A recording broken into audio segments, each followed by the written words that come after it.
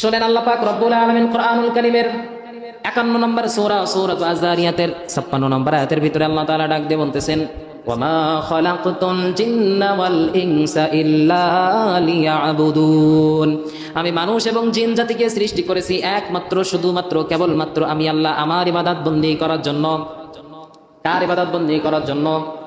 আল্লাহর ইবাদত বندী করার জন্য আমি মানুষ এবং জিন জাতিকে সৃষ্টি করেছি।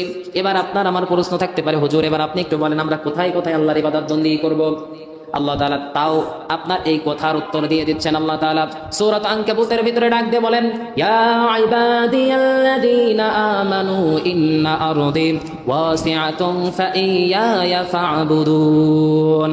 রব্বুল আলামিন ডাক দিয়ে জানাচ্ছেন, শোনো দুনিয়ার মানুষ, আমার দুনিয়াটা অনেক বড়, অর্থাৎ তোমরা যেখানেই সুযোগ পাবা তোমরা সেখানে আমি আল্লাহ আমার ইবাদত বندী তোমরা করবা।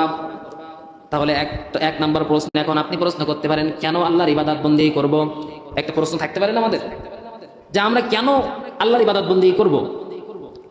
শোনেন, আল্লাহ পাক রব্বুল আলামিন কোরআনুল কারীমের 51 নম্বর সূরা সূরাতুল আযারিয়াতের 56 নম্বর আয়াতের ভিতরে আল্লাহ তাআলা ডাক দিয়ে বলতেছেন, ওয়ামা খালাকতুল জিন্না ওয়াল ইনসা ইল্লা লিয়াবুদুন।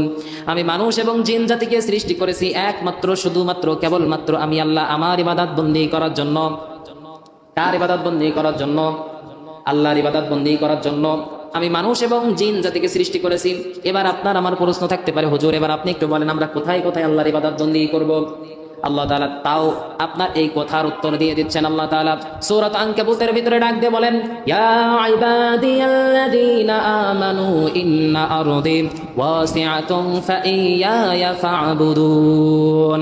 রব্বুল আলামিন ডাক দিয়ে জানাচ্ছেন, শোনো দুনিয়ার মানুষ, আমার দুনিয়াটা অনেক বড়, অর্থাৎ তোমরা যেখানেই সুযোগ পাবা তোমরা সেখানে আমি আল্লাহ আমার ইবাদত বندী তোমরা করবা।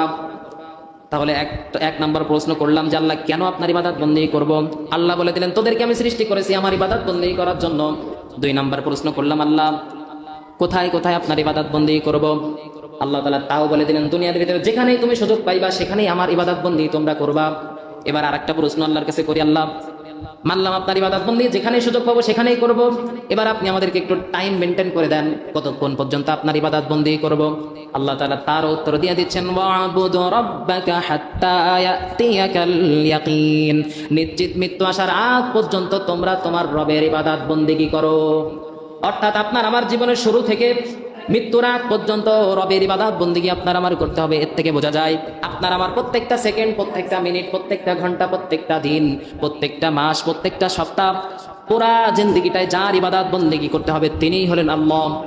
আল্লাহর ইবাদত বندگی